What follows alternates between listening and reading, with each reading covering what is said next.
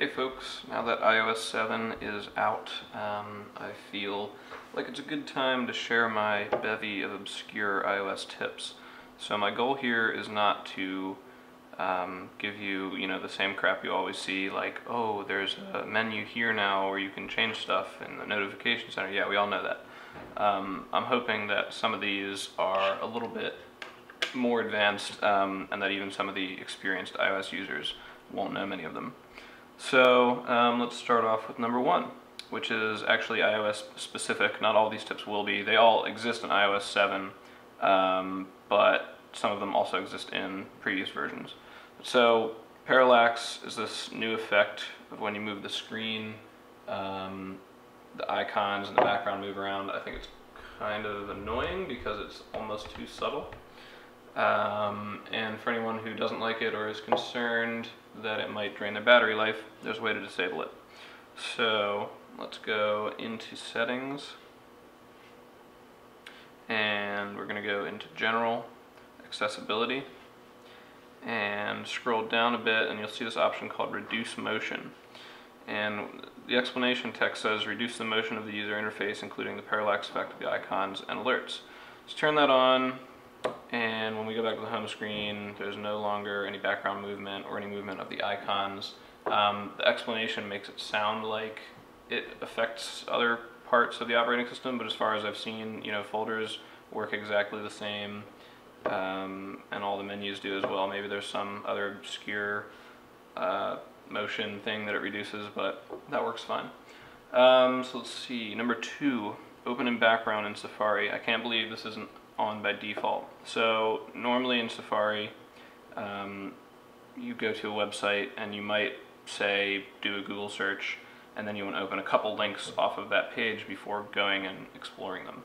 So in this case, I want to learn more about the iPhone 5C, so I'm going to hold down on that link there, and I get this option, and then open a new page, and it pulls up to a new page. Now I want to go back.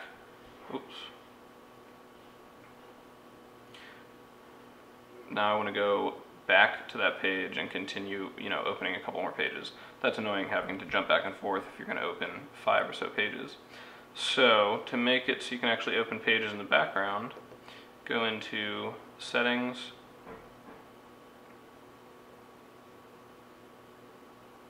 and we're going to go all the way back to the main settings menu, scroll down to Safari, and in this open links option, click on that and tap in background.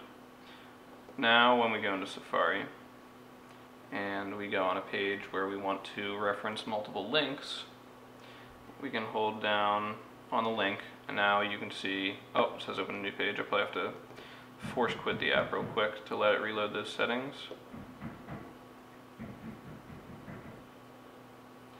And now when we hold down on a link, it says open in background. So you hit that button, it'll just shoot that over to the background, and then I can open as many more links as I want and then go through and get them. So that, I have that on all the time, and it's way more convenient than the default.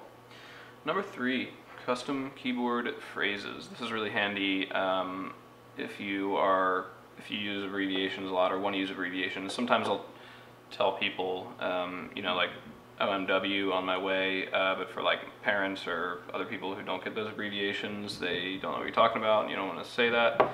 So I've just set it up so that when I type OMW, it will autofill on my way here.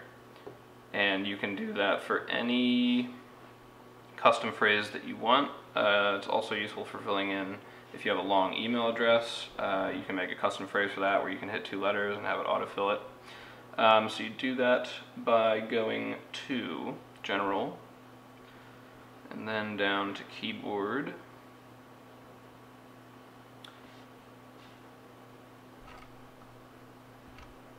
and then we're going to go to Shortcuts.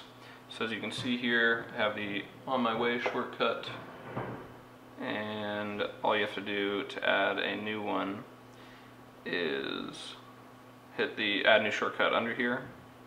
So you can configure your phrase. It could be any random letters, and then the shortcut is what it'll autofill. So you just type that in there, hit save at the top, and you're good to go.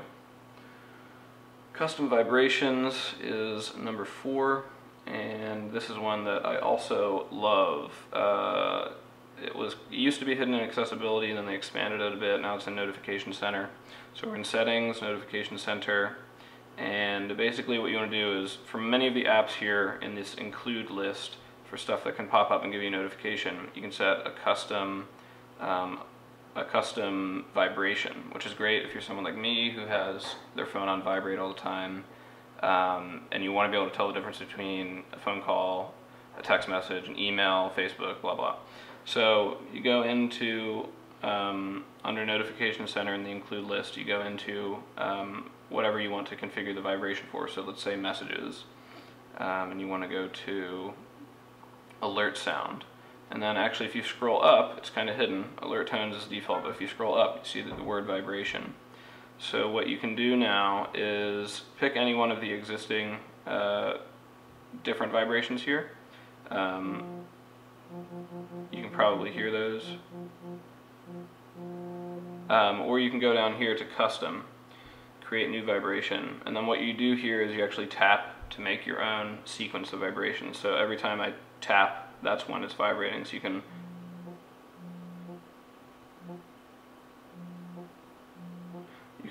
make your own thing there, and you can see down here at the bottom there's a little visual representation of when it's vibrating, when it's not. So I can save that, give it a name, and then I can pick that for this particular vibration. So that lets me tell the difference between a text and an email, which is really nice. And actually you can do custom vibrations per person. I believe we do that in the contacts menu. So this is nice if maybe you have a significant other and you want to make sure you're responding to their text right away, whereas another text might not be important, or maybe an email is important. So we'll go to somebody in here and go to edit, scroll down a bit, so you can see here vibration is set to default. So I can set that to any one of the standard ones, or I can make a new custom one just for that person. So that is quite useful, and I use that quite often. Now what we have next is sending calls directly to speakerphone. This isn't going to be everybody's cup of tea, but if you for some reason find yourself wishing that it would go to speakerphone automatically, maybe you use the phone in your car all the time and you don't have a headset, you do that by going into Settings, and we're going to go into General, Accessibility, scroll down a bit until we find, where are you, here we go, incoming calls. By default it'll go to either your handset or it could go to speaker, I believe, if you're hooked up on Bluetooth, but if you just want to go to the speakerphone all the time, right on your phone, you just tap this speaker button here, and any call that comes in will go straight to speaker. So that's handy if you need it. Number 6, so for iOS 7, Siri now does some settings. So I can do something like, Siri, turn off Wi-Fi. Okay, I turned off Wi-Fi. So there she went and turned off Wi-Fi for me. You can do brightness, there's a couple other ones in here, let's have a look.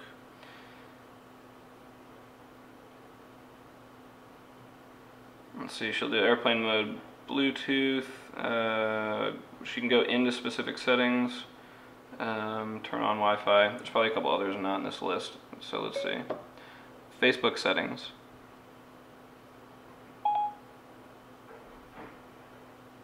So that's handy instead of digging through all these settings in here. Number 7, privacy button in Safari. This has finally been moved. Before, to activate privacy mode, which most people I don't think even know existed in Safari, you would have to go into the settings app, into the Safari settings, and then turn it on, then go back to Safari, use Safari, and then go back and turn it off. So that was a pain in the ass. So if you want to enter privacy mode, which doesn't save any of your history or URLs or anything like that, hit the multi-page button here, which would normally show you the different web pages you have open. And now down here at the bottom left there's a private button. Just turn that on and hit done, and now you can see by the gray border here that you're in privacy mode. And then of course to turn it off, just do the same. So that's really nice, way more easy to use now. Number 8, the album wall. For a long time, Apple has had cover flow, which was cool, but I don't know anybody that actually used it. I definitely didn't. So now they've updated it to this cover wall, which shows more on the screen, and you can tap in, and it's probably faster to use. I probably still won't use it just because the list is so much better, but that's there, that's new, and has gone mostly unmentioned.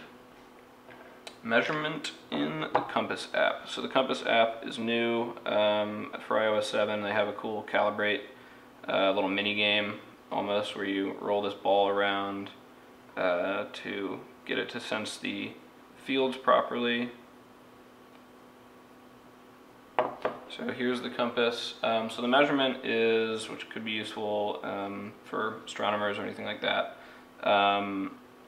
You just tap on it and it will basically mark where you're looking, and then as you continue to turn it, this red area will mark how far you've turned from your current position. So I can see that I started at exactly 47, and I wish it would tell me in that space exactly how far that is, so I didn't actually have to do the math in my head. But I'm sure anyone who seriously needs that functionality will probably get a different app or have a real compass. Also, there's a new level app, a new leveling app in the Compass app. So swipe to the right to get there, and when this is on a perfectly level surface, it'll turn green, and when it's not, it will turn black. And that's pretty cool. You can do it this way too, as you can see. And you can also calibrate it by tapping. So if you want to set this to your 0, this angle to your 0, just hold it there, tap, that'll become your new 0, and then when it moves away from that, it'll show you that it's red and you're not on that point. And I don't see any good way to reset to 0 except for finding a perfectly flat surface, but of course you wouldn't know if it was perfectly flat anyway, so the best way that I've found to do it is to double tap, force quit that by swiping up, and now it should be reset back to 0.